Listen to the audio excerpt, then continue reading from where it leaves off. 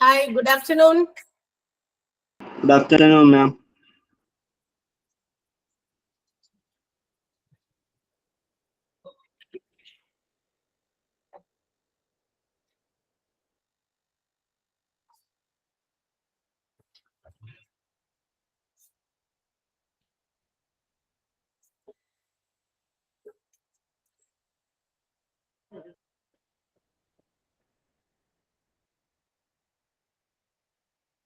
തുടങ്ങാലോ, class തുടങ്ങാലോ അല്ലേ? എല്ലാവരും റെഡിയാണ്? ഓക്കെ, നമ്മളെവിടെയാ പറഞ്ഞു നിർത്തിയേ? ഓർമ്മയുണ്ടോ? ഫാർമസി. സപ്പോർട്ടീവ് ഡിപ്പാർട്ട്മെന്റില് ഫാർമസി അല്ലേ? യെസ്.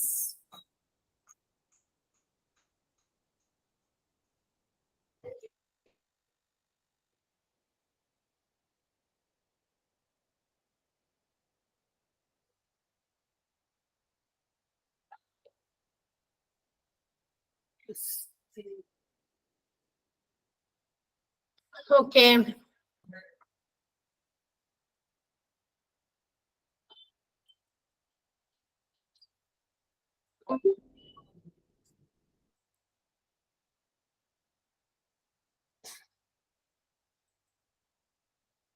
നമുക്ക് ബാക്കി തുടങ്ങാം. അതിന് മുമ്പ് ഒന്ന് മ്യൂട്ട് ചെയ്തേക്കട്ടെ. യെസ്.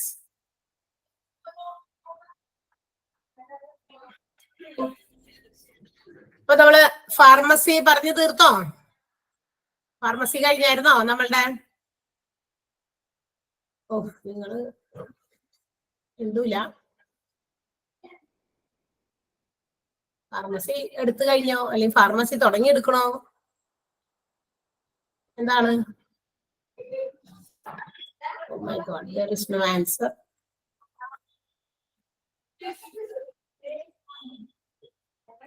സൗണ്ട് ഒന്നും അൺമ്യൂട്ട് ചെയ്തേ. ഫാർമസി വരെ നമ്മൾ എടുത്തു അല്ലെ? ദാറ്റ് മീൻസ് ഫാർമസി തീർന്നു. നിങ്ങൾ ഇടയ്ക്ക് ഞാൻ ഇങ്ങനെ ഒന്ന് അല്ലേന്ന് ചോദിക്കുമ്പോ ആ മ്യൂട്ട് കൊടുക്കണമെങ്കിൽ ഒരു ഗുഡ് ആഫ്റ്റർനൂണും അതുപോലെ തന്നെ എന്തെങ്കിലും പെട്ടെന്ന് ചോദിക്കുമ്പോൾ ഒരു മറുപടി ഒക്കെ പറയും. നിങ്ങളുടെയും ആ മാധുര്യമുള്ള സൗണ്ട് ഒക്കെ കേൾക്കാൻ, എന്റെ ഈ പൊട്ട സൗണ്ട് തന്നെ എപ്പോഴും കേട്ടോണ്ടിരുന്ന ഒരു രസൂലല്ല. നിങ്ങളുടെ നല്ല നല്ല സൗണ്ടുകളാണ് ഇവിടെ ഇരുന്ന് കേൾക്കുമ്പോഴേ. നല്ല രസമുള്ള സൗണ്ടുകളൊക്കെ ഉള്ള ആളുകളൊക്കെ ഉണ്ട്. അപ്പൊ അതൊന്നും തിരിച്ചൊരു ഗുഡ് ആഫ്റ്റർനൂൺ എന്ന് പറയട്ടെ. അത് നല്ല ഉച്ചയാവട്ടെ അല്ലെ? അപ്പൊ അതുകൊണ്ട് അതൊന്ന് ഇടയ്ക്ക് പറയാൻ, നിങ്ങളുടെ സൗണ്ടൊക്കെ കേൾക്കണം എന്നൊക്കെ ആഗ്രഹമുണ്ട്. പക്ഷെ നിങ്ങളുടെ ഭാഗത്തു നിന്ന് മാത്രമുള്ള അഭ്യർത്ഥനകൾ പ്രകാരമാണ് നമ്മൾ ഇവിടെ ഇങ്ങനെ ഓൾ മ്യൂട്ട് കൊടുത്ത് ക്ലാസ്സസ് കണ്ടക്ട് ചെയ്യണേ. അല്ലെങ്കിൽ നമുക്ക് യാതൊരു ആഗ്രഹവും ഇല്ല. ഇങ്ങനെ ഒരു എന്താ പറയാ, അങ്ങോട്ട് ചോദിച്ച് ഇങ്ങോട്ട് പറഞ്ഞൊക്കെ ചെയ്യുമ്പോൾ അത് കുറച്ചുകൂടി നമുക്ക് കൺവിൻസിങ് ആകുന്ന രീതിയിലായിരിക്കും. പക്ഷെ അത് കുറെ ആളുകൾക്ക് അങ്ങനത്തെ ഡിസ്റ്റർബൻസുകൾ ഉണ്ട്, അവർക്കത് ക്ലിയർ ആകുന്നില്ല. അങ്ങനെ അങ്ങോട്ടും ഇങ്ങോട്ടൊക്കെ പറയുമ്പോൾ അങ്ങനെയൊക്കെ ഉള്ളത് കൊണ്ടാണ് നമ്മൾ നിങ്ങളുടെ ഭാഗത്തു നിന്നാണ്, അതായത് സ്റ്റുഡൻസിന്റെ ഭാഗത്തു നിന്നാണ് അങ്ങനെ ഒരു റിക്വസ്റ്റ് വന്നതും. അപ്പൊ അതുകൊണ്ടാണ് നമ്മൾ ഇങ്ങനെ ഓൾ മ്യൂട്ട് കൊടുത്തത്. പക്ഷെ നമ്മൾ ചോദിക്കുമ്പോൾ അതിനുള്ള മറുപടി പറഞ്ഞു കേട്ടാ. ഞങ്ങൾ ഓൾ മ്യൂട്ട് ക്ലാസ് തുടങ്ങുന്ന സമയത്താണ് നമ്മൾ ഓൾ മ്യൂട്ട് കൊടുക്കുന്നത്. ക്ലാസ്സിൽ എന്ത് പറയുമ്പോൾ അപ്പൊ ഡിസ്റ്റർബൻസ് വരാതിരിക്കാനാണ്. ഇൻ ബിറ്റ്വീനിൽ ഞാൻ കഴിഞ്ഞ പറഞ്ഞല്ലോ, ഈ ഇടയ്ക്ക് വെച്ചൊക്കെ പിള്ളേർ കയറും. അപ്പൊ അവര് മ്യൂട്ട് ചെയ്യാനായിട്ട് ഒരു ഇത്തിരി സമയം എടുക്കും. അപ്പോഴേക്കും ഇങ്ങനെ ജോയിൻ ചെയ്തിട്ടേ അപ്പൊ ആ വരുന്ന ഡിസ്റ്റർബൻസുകൾ അവർക്ക് ഭയങ്കര ബുദ്ധിമുട്ടുണ്ടാകുന്നുണ്ട്. അതുകൊണ്ടാണ് നമ്മൾ അങ്ങനെ തീരുമാനം എടുത്തത്. അപ്പൊ ഫാർമസി നമ്മൾ പഠിച്ചു കഴിഞ്ഞു. ഈ ഫാർമസി പഠിച്ചു കഴിഞ്ഞപ്പോൾ നിങ്ങൾക്ക് നമ്മൾ ഫാർമസി എന്ന് പറയുന്നത് ഒരു സപ്പോർട്ടീവ് ഡിപ്പാർട്ട്മെന്റ് ആണ്. ഹോസ്പിറ്റൽസിൽ തീർച്ചയായിട്ടും ഹോസ്പിറ്റൽസിൽ വേണ്ട ഒരു ഡിപ്പാർട്ട്മെന്റ് തന്നെയാണ് ഫാർമസി എന്ന് പറയുന്നത്. അതിനെക്കുറിച്ച് ഡീറ്റെയിൽഡ് ആയിട്ട് നമുക്ക് വേറെ ഒരു ചാപ്റ്റർ തന്നെ ഇതിന്റെ ഫോളോയിങ് ആയിട്ട് നമ്മൾ പഠിക്കുന്നുണ്ട്. സോ ദാറ്റ് അവിടെ നമുക്ക് കുറച്ച് കൂടുതൽ കാര്യങ്ങൾ കാണാം. നെക്സ്റ്റ് ഡിപ്പാർട്ട്മെന്റ് ഏതാന്ന് നോക്കിയേ. സപ്പോർട്ടീവ് ഡിപ്പാർട്ട്മെന്റുകളാണ് നമ്മൾ പറഞ്ഞുകൊണ്ടിരിക്കുന്നത്. സപ്പോർട്ടീവില് അടുത്ത ഡിപ്പാർട്ട്മെന്റ് ആണ് മെഡിക്കൽ റെക്കോർഡ്സ് ഡിപ്പാർട്ട്മെന്റ്. MRD എന്നാണ് അതിന്റെ ഷോർട്ട് ഫോം അല്ലെ? Medical record department. What is the department responsible for? എന്തിനു വേണ്ടിയിട്ടുള്ളതാണ്, അല്ലെങ്കിൽ എന്ത് ഉത്തരവാദിത്തങ്ങളാണ് നമ്മുടെ മെഡിക്കൽ റെക്കോർഡ് ഡിപ്പാർട്ട്മെന്റിനുള്ളത്? തീർച്ചയായും, as the name indicates, it handles the recording procedures or maintaining all the records or files which is related to the outpatients. അവിടെ വന്നു പോകുന്ന ഔട്ട്പേഷ്യൻസിന് കൃത്യമായ അവരുടെ കാര്യങ്ങളൊക്കെ, വിവരങ്ങളൊക്കെ ശേഖരിച്ച് അതൊക്കെ ഇൻഫോർമേറ്റീവ് ആകുന്ന രീതിയിൽ മറ്റുള്ളവർക്ക് ചിലപ്പോൾ ഇടയ്ക്ക് വെച്ച് അത് ഉപയോഗിക്കേണ്ടി വരും. അതെന്തെങ്കിലും ഫ്യൂച്ചർ പർപ്പസിന് വേണ്ടിയിട്ട് അല്ലെങ്കിൽ വെരിഫിക്കേഷന് വേണ്ടിയിട്ട് ഒത്തിരി കാര്യങ്ങൾക്ക് ചിലപ്പോൾ അത് വീണ്ടും യൂസ് ചെയ്യേണ്ടി വരും. അപ്പൊ അത്തരം സാഹചര്യങ്ങൾ നമുക്ക് ഉപയോഗിക്കണമെങ്കിൽ it should be recorded somewhere. എവിടെയെങ്കിലും അതൊക്കെ റെക്കോർഡ് ചെയ്ത് സൂക്ഷിക്കണം. അതെല്ലാം നമ്മളുടെ ബ്രെയിനിൽ ഇങ്ങനെ ഓർമ്മയായിട്ട് സൂക്ഷിക്കാനൊന്നും നടക്കുന്ന കാര്യമല്ല. അപ്പൊ അതിന് അതിൻ്റെതായ പോരായ്മകളുണ്ട്. അതുകൊണ്ടാണ് നമ്മൾ ഇതെല്ലാം റെക്കോർഡ് ചെയ്തത്. ഇപ്പൊ നമ്മൾ തന്നെ ചില കാര്യങ്ങളൊക്കെ നമ്മൾ മറന്നുപോകും. അതുകൊണ്ട് നമ്മൾ എന്ത് എവിടെയെങ്കിലൊക്കെ എഴുതി വെക്കും. പണ്ടൊക്കെ എഴുതി വെക്കലായിരുന്നു. ഇപ്പൊ എല്ലാം ഫോണിൽ സേവ് ചെയ്ത് വെക്കും അല്ലെ. ഫോണിൽ നമ്മൾ നോട്ട്സ് ആയിട്ട് കുറിച്ച് വെക്കും, അല്ലെങ്കിൽ നമ്മൾ റിമൈൻഡേഴ്സ് ആയിട്ട് നമ്മൾ എന്താ പറയാ റിമൈൻഡ് ചെയ്യിപ്പിക്കാൻ വേണ്ടിയിട്ടുള്ള കാര്യങ്ങളായിട്ട് സൂക്ഷിച്ചു വെക്കും. നമുക്ക് കാരണം നമുക്ക് ഒത്തിരി കാര്യങ്ങൾ പുതിയത് നമ്മുടെ ബ്രെയിനിലേക്ക് കയറി വരുമ്പോൾ പഴയതൊക്കെ ചിലപ്പോൾ ഡിലീറ്റ് ചെയ്ത് പോകും നമ്മൾ അറിയാതെ തന്നെ. അപ്പൊ അത്തരം കേസസ് ഇവിടെ ഹോസ്പിറ്റൽസിലും ഉണ്ട്. ഒരുപാട് പേഷ്യൻസ് വന്നു പോകുന്ന സ്ഥലം അല്ലെ. So all the details of the patients relating to their treatment according relating to their age, address, something, mobile numbers, ഇതെല്ലാം റെക്കോർഡ് ചെയ്ത് വെക്കണം. അത് ഇൻ പേഷ്യൻസിന്റെ ആയിക്കോട്ടെ ഔട്ട് പേഷ്യൻസിന്റെ ആയിക്കോട്ടെ എല്ലാം റെക്കോർഡ് ചെയ്ത് വെക്കുക. അത് ഒരു സിസ്റ്റമാറ്റിക് ഓർഡറിൽ അല്ലെ, ഒരു കൃത്യമായ രീതിയിൽ വലിച്ചു വാരി എവിടെയെങ്കിലും ഒക്കെ എഴുതി വെച്ചിട്ട് കാര്യമില്ല. നമുക്ക് എന്താ പറയാ ഇത് എന്തിനു ഹെൽപ്പ് ചെയ്യുന്നതാണ്, നമുക്ക് ഈസി ആക്സസിന് വേണ്ടിയിട്ടാണ് ഇങ്ങനെയുള്ള കാര്യങ്ങൾ നമ്മൾ ചെയ്തു വെക്കുന്നത്. ഇപ്പൊ നമ്മളായാലും എന്തെങ്കിലുമൊക്കെ കാര്യങ്ങൾ കുറിച്ച് വെക്കുന്നു. ഇപ്പൊ നിങ്ങളോട് ഞാൻ ഫസ്റ്റ് ഇൻട്രൊഡക്ഷൻ ക്ലാസ്സിൽ പറഞ്ഞിരുന്നു, ഇവിടെ നിങ്ങൾക്ക് ഉള്ള ഈ ഹോസ്പിറ്റൽ അഡ്മിനിസ്ട്രേഷന്റെ ക്ലാസ്സസ് ക്യാരി ഓൺ ചെയ്യുന്നത് 4 ടീച്ചേഴ്സ് ആയിരിക്കും, ഇംഗ്ലീഷ് കൂടാതെ 4 ടീച്ചേഴ്സ് ആയിരിക്കും അത് ഹാൻഡിൽ ചെയ്യുക. അപ്പൊ അവരെടുക്കുന്ന ചാപ്റ്റേഴ്സ് അവരുടേതെന്ന് തോന്നാൻ വേണ്ടിയിട്ടും മാത്രമല്ല നിങ്ങൾക്കൊരു സിസ്റ്റമാറ്റിക് ഓർഡർ കിട്ടാൻ വേണ്ടിയിട്ട് നിങ്ങൾ 4 ടീച്ചേഴ്സിന് വേണ്ടി 4 ബുക്സ് പ്രൊവൈഡ് ചെയ്യണം എന്ന് പറഞ്ഞിരുന്നു. ഞാൻ തന്നെയാണ് പറഞ്ഞേ അല്ലെ, പറഞ്ഞിരുന്നില്ലേ? പറഞ്ഞിരുന്നു. അപ്പൊ നിങ്ങൾ എന്ത് ചെയ്തു, അത് രീതിയിൽ ചെയ്യും. അല്ലാണ്ട് ഞാൻ വന്ന് കുറെ എന്താ പറയാ ഇപ്പൊ ഡിഫറെന്റ് ഡിപ്പാർട്ട്മെന്റ്സിന്റെ ഹോസ്പിറ്റൽ എന്ന് പറഞ്ഞ ചാപ്റ്റർ എടുക്കുന്നു, അടുത്ത ടീച്ചർ വന്ന് വേറെ ഏതോ ചാപ്റ്റർ എടുക്കുന്നു, ഇതിനെല്ലാം കൂടി മിക്സ് ചെയ്ത് കൂട്ടി കലർത്തി അവിയൽ പരുവത്തിലൊക്കെ ആക്കി വെച്ച് കഴിഞ്ഞാൽ അത് നിങ്ങൾക്ക് ബുദ്ധിമുട്ടാണ്. ഇതൊക്കെ എവിടെ കിടക്കുന്നത്, ഏതൊക്കെ ചാപ്റ്റർ ആണ് എന്നൊക്കെ അല്ലെ. ചില ആളുകൾ എന്നിട്ടും ഇത്രയൊക്കെ കാര്യങ്ങൾ നമ്മൾ പറഞ്ഞിട്ടും അത് പെട്ടെന്ന് ഞാൻ പറഞ്ഞു പോയതാ. ഏതോ ക്ലാസ്സിലൊക്കെ ടീച്ചേഴ്സ് കയറുമ്പോ ഈ ചാപ്റ്റർ എടുത്ത് തീർന്നതാണല്ലോ, ഇങ്ങനെയാണല്ലോ എന്നൊക്കെ പറഞ്ഞ് കുറച്ച് കാര്യങ്ങളൊക്കെ പറയുന്നുണ്ടെന്ന് പറഞ്ഞു. ടീച്ചേഴ്സ് എന്നെ ഒന്ന് ഇൻഫോം ചെയ്യും, മിസ് ഈ ചാപ്റ്റർ ഇനി വേറെ എല്ലാവരും കൊടുത്തിട്ടുണ്ടാ, കാരണം ഈ ചാപ്റ്റർ എടുത്തെന്ന് പിള്ളേർ പറയുന്നുണ്ടല്ലോ എന്ന്. എപ്പോഴൊക്കെ പോയി കേട്ടിട്ടാണാവോ? നിങ്ങളുടെ ലിങ്കിൽ നിങ്ങളുടെ ഗൂഗിൾ ക്ലാസ് റൂമിൽ മാത്രം വരുന്ന കാര്യങ്ങളാണ് നിങ്ങൾക്ക് ഷെയർ ചെയ്യുന്നുള്ളൂ. ഓക്കെ, നിങ്ങൾക്ക് എടുക്കുന്ന ക്ലാസ്സുകൾ, നിങ്ങളുടെ മോക്ക് ടെസ്റ്റുകൾ, നിങ്ങൾക്ക് വേണ്ട നോട്ട്സ് മാത്രമേ നിങ്ങളുടെ ലിങ്കിൽ വരുന്നുള്ളൂ. അല്ലാതെ വേറെ നിങ്ങളുടെ കൂടെ തന്നെ മോർണിംഗ് സെഷനിൽ വേറെ ആളുകൾ ക്ലാസ്സിൽ കയറിയിട്ടുണ്ടായിരിക്കാം, അവർക്ക് കൊടുക്കുന്നത് വേറെ ആയിരിക്കും. കാരണം ഇപ്പൊ നിങ്ങളെക്കാൾ ഇപ്പൊ എനിക്ക് ഓൾറെഡി എ ബാച്ചിൽ മോർണിംഗ് സെഷനിലുള്ള ബാച്ചിൽ എന്റെ ക്ലാസ്സസ് ഈ ചാപ്റ്റർ തീർന്നു, ഇതിന്റെ എക്സ്ട്രാ എന്താ പറയാ ക്വസ്റ്റ്യൻസ് കൊടുത്തു, അടുത്ത പുതിയ ചാപ്റ്റർ ഞാൻ ഇന്ന് സ്റ്റാർട്ട് ചെയ്യുകയും ചെയ്തു തുടക്കം. പക്ഷെ നിങ്ങളുടെ ഇവിടെ തീർന്നിട്ടില്ല, നിങ്ങളുടെ കുറച്ച് ബാക്കി ഉണ്ടായിരുന്നു. അതായത് ഒരു ക്ലാസ് ലേറ്റ് ആണ് നിങ്ങൾക്ക്. അപ്പൊ അതനുസരിച്ച് മാറ്റം ഉണ്ടായിരിക്കും. നിങ്ങൾ തന്നെ മോക്ക് ടെസ്റ്റിന്റെ ക്വസ്റ്റ്യൻസ് അവർക്ക് കൊടുക്കുന്നത് ശരിയല്ല, അവർക്ക് വരുന്നത് നിങ്ങൾക്ക് കൊടുക്കുന്നത് ശരിയല്ല. അപ്പൊ അത്തരം വ്യത്യാസങ്ങളുണ്ട്. അപ്പൊ നമ്മൾ ഇതെല്ലാം ഒരു സിസ്റ്റമാറ്റിക് ഓർഡറിൽ അറേഞ്ച് ചെയ്തിട്ടാണ് ഈ പറയുന്ന കാര്യങ്ങളൊക്കെ ചെയ്യുന്നത്. അതുപോലെ ഏത് കാര്യത്തിലും ഇങ്ങനെ സിസ്റ്റമാറ്റിക് ആയിട്ട് നമുക്ക് ഒരു അറേഞ്ച്മെന്റുകൾ ഒരു ഓർഡറിൽ ഫീഡ് ചെയ്ത് സേവ് ചെയ്ത് വെച്ചാൽ it can be easily accessible at any time and it can be provided to the users അല്ലെ. പെട്ടെന്ന് എന്താ പറയാ അത് ആളുകൾക്ക് എന്താ പറയാ കൊടുക്കാൻ പറ്റുന്ന രീതിയിൽ, ഇൻഫോർമേറ്റീവ് ആകുന്ന രീതിയിൽ പ്രൊവൈഡ് ചെയ്യാനും പറ്റും. മോർണിംഗ് സെഷനിൽ എത്ര 37 മോർണിംഗ് സെഷനിൽ ഒരു 10-78 കുട്ടികളൊക്കെയാണ് ജോയിൻ ചെയ്യുന്നത്. നിങ്ങൾ കുറച്ച് കുറഞ്ഞു പോയിട്ടുണ്ട്, അത് പുകയെ കുറച്ച് കുറഞ്ഞു വരും. കാരണം ഇത് കൂടുതലാകും തോറും പിന്നെ ആളുകൾക്ക് ചിലപ്പോൾ വേറെ ഏതെങ്കിലും കാര്യങ്ങളിലേക്ക് എൻഗേജ്ഡ് ആയിരുന്നിരിക്കും. ഇത് ഇവിടെ റെക്കോർഡഡ് ആയിട്ടോ എപ്പോഴും ഉണ്ടാവുമല്ലോ.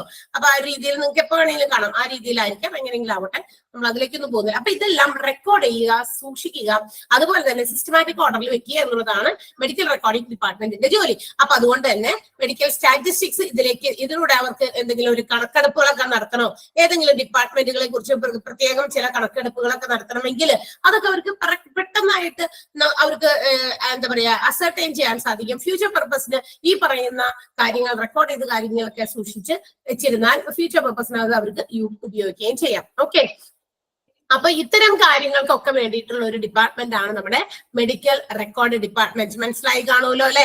Medical recording of the inpatients and out patients everything, എല്ലാ കാര്യങ്ങളും അവരുടെ ഫയലുകളൊക്കെ കൃത്യമായിട്ട് റെക്കോർഡ് ചെയ്ത് സിസ്റ്റമാറ്റിക് ഓർഡറിൽ സൂക്ഷിക്കുക എന്നുള്ളതാണ് MRD അല്ലെങ്കിൽ മെഡിക്കൽ റെക്കോർഡ് ഡിപ്പാർട്ട്മെന്റിന്റെ ഒരു റെസ്പോൺസിബിലിറ്റി. അടുത്ത എന്താ, medical maintenance and engineering.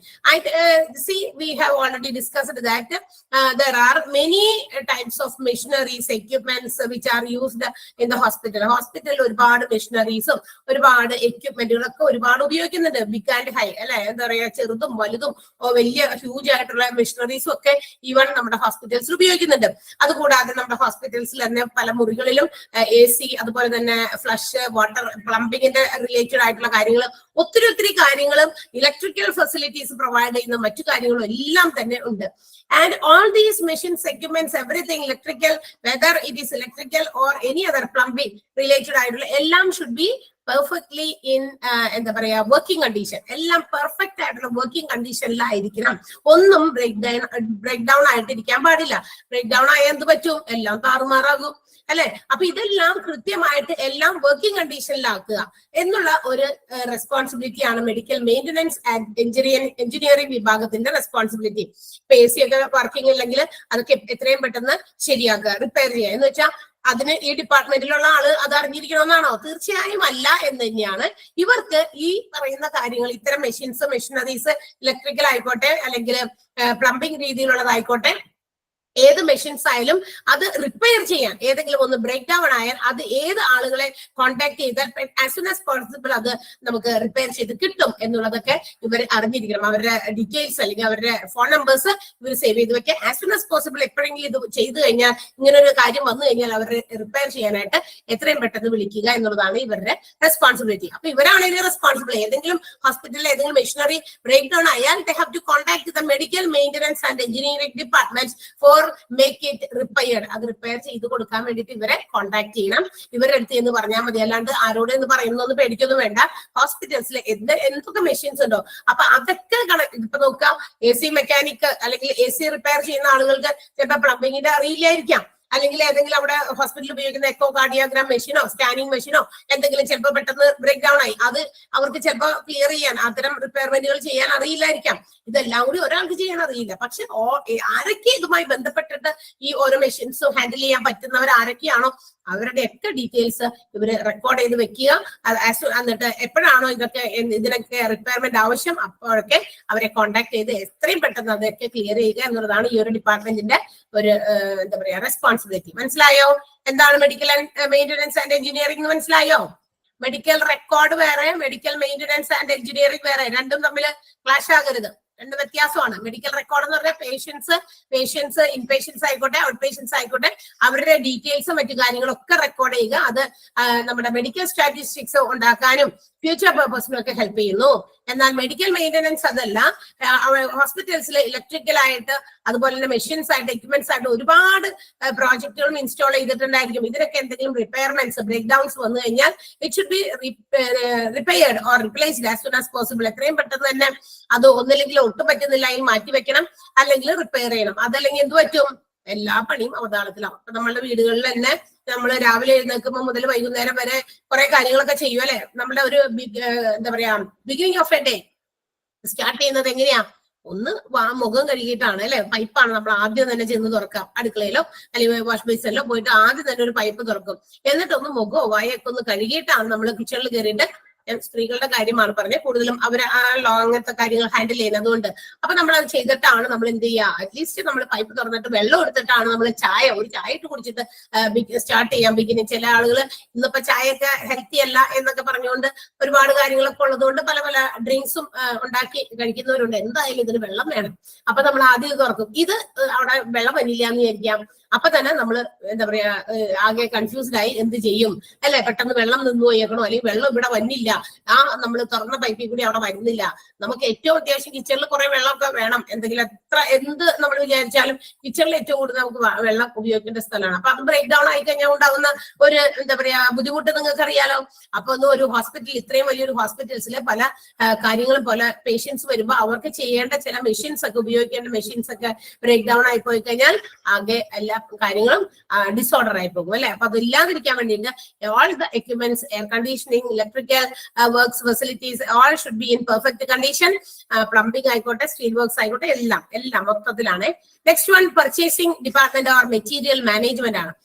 The department which is responsible for making or purchasing all the supplies and equipments which is needed in the hospital. ഒരു ഹോസ്പിറ്റലിലേക്ക് വേണ്ടി വരുന്ന എല്ലാ സാധനങ്ങളും ഹോസ്പിറ്റലിലേക്ക് മെഡിസിൻസ് ആവശ്യമുണ്ട്, മെഷീൻസ് ആവശ്യമുണ്ട്, എക്യുപ്മെന്റുകൾ ആവശ്യമുണ്ട്, പലതരത്തിലുള്ള സാധനങ്ങളും ഹോസ്പിറ്റലിലേക്ക് ആയിട്ട് ആവശ്യമുണ്ട്. ഇത്തരം സാധനങ്ങൾ എല്ലാം വാങ്ങിക്കാൻ റെസ്പോൺസിബിൾ ആയിട്ടുള്ള ഒരു ഡിപ്പാർട്ട്മെന്റ് ആണ് പർച്ചേസിങ്. ആ വാക്കിൽ തന്നെ ഉണ്ട് അല്ലെ, എന്തൊക്കെ വാങ്ങിക്കാനുണ്ടോ പുറത്തുനിന്ന് അതെല്ലാം വാങ്ങിക്കുന്നത് ഈ ഒരു ഡിപ്പാർട്ട്മെന്റ് ത്രൂ ആണ്. അല്ലാതെ ഇവരറിയാതെ യാതൊരു പർച്ചേസിങ്ങും ഹോസ്പിറ്റൽസിൽ നടക്കുന്നില്ല എന്നുള്ളതാണ്. അപ്പൊ purchasing department has the responsibility to purchase all the supplies and equipments which is needed in a hospital. Clear ആയോ? പർച്ചേസ് ആ വാക്കിൽ തന്നെ ഉണ്ട് പർച്ചേസ് ഡിപ്പാർട്ട്മെന്റ് എന്ന്. Okay, next one information and technology. നോക്കാം, all the hospitals today use different types of computers to track all the records of the patients and also medical related affairs.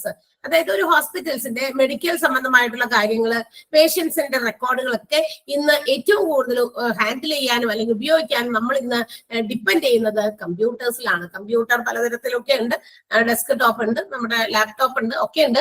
അപ്പൊ ഏതൊക്കെ രീതിയിലാണോ ഇതെന്തായാലും ഇന്ന് മനുഷ്യരല്ല, ഇന്ന് നമ്മൾ ഏത് ഓർഗനൈസേഷൻ എടുത്തു നോക്കിയാലും ഏറ്റവും കൂടുതൽ ഇത്തരം ഡാറ്റാസ് ഒക്കെ കാര്യങ്ങളൊക്കെ സേവ് ചെയ്ത് വെക്കാനൊക്കെ കുറച്ചുകൂടി ഈസി ഹാൻഡിലിങ്ങിനൊക്കെ എളുപ്പത്തിന് നമ്മൾ ഇന്നത്തെ ഒരു മോഡേൺ ടെക്നോളജിയാണ് ഉപയോഗിക്കുന്നത്. കമ്പ്യൂട്ടേഴ്സ് ആണ് ഈ പറയുന്ന കാര്യങ്ങളൊക്കെ ട്രാക്ക് ചെയ്യുക അല്ലെ. പണ്ടൊക്കെ ഹോസ്പിറ്റൽസിൽ ചെന്നാലേ നിങ്ങൾക്ക് കാണാം, പണ്ട് കുറച്ചുകൂടി ഒക്കെ നാൾ മുമ്പേ നമ്മൾ ഹോസ്പിറ്റലിൽ ചെന്നാൽ അവിടെ ഇവിടെയൊക്കെ ആയിട്ട് കുറെ റാക്സിൽ ഇങ്ങനെ ഇത്രയും തടിച്ച ഫയലുകൾക്കുള്ളിൽ ഓരോ ചാർട്ടുകൾ ഇങ്ങനെ കുറെ ഇങ്ങനെ എടുത്ത് വെച്ചേക്കണം, കുറെ എന്നിട്ട് അതിന് നമ്പർ ഇട്ട് വെച്ചിട്ടുണ്ടാവും. ഇപ്പൊ 1 to 100, 1 മുതൽ 100 വരെയുള്ള ആളുകളുടെ ചാർട്ട്, അല്ലെ ഇപ്പൊ 101 മുതൽ 200 വരെയുള്ളത് വേറെ, അങ്ങനെ ഇങ്ങനെ ക്ലാസിഫൈ ചെയ്ത് റാക്സിലായിട്ട് സൂക്ഷിച്ചു വെക്കും. എന്തിനാ? അവർക്ക് ഈസി ആയിട്ട് അത് പേഷ്യന്റിന്റെ നമ്പർ അനുസരിച്ച് ആ തന്നിരിക്കുന്ന OP നമ്പറോ അല്ലെങ്കിൽ അവിടെ ഒരു നമ്പർ കൊടുത്തിട്ടുണ്ടാവുമല്ലോ, ആ നമ്പർ അനുസരിച്ചിട്ട് നമ്പർ അനുസരിച്ചിട്ട് അവർക്ക് അത് ഏത് റാക്കിൽ പോയി കൈയിട്ടാലാ ഇത് കിട്ടുകയെന്ന് അറിയാൻ വേണ്ടിയിട്ടാ അത് അങ്ങനെ അറേഞ്ച് ചെയ്തേക്കണം. അല്ലെങ്കിൽ വെല്ലോടത്തൊക്കെ കൊണ്ടുപോയിട്ട് കഴിഞ്ഞാൽ ഈ പേഷ്യന്റ് ഇവിടെ ഒന്ന് നിൽക്കലും ഉണ്ടാവുള്ളൂ. അതുപോലെ തന്നെ ഈ സാധനങ്ങൾ ക്ലിയർ ചെയ്ത് നമ്മൾ വീട്ടിൽ പോകുമ്പോൾ 2-3 ദിവസമൊക്കെ പിടിക്കും.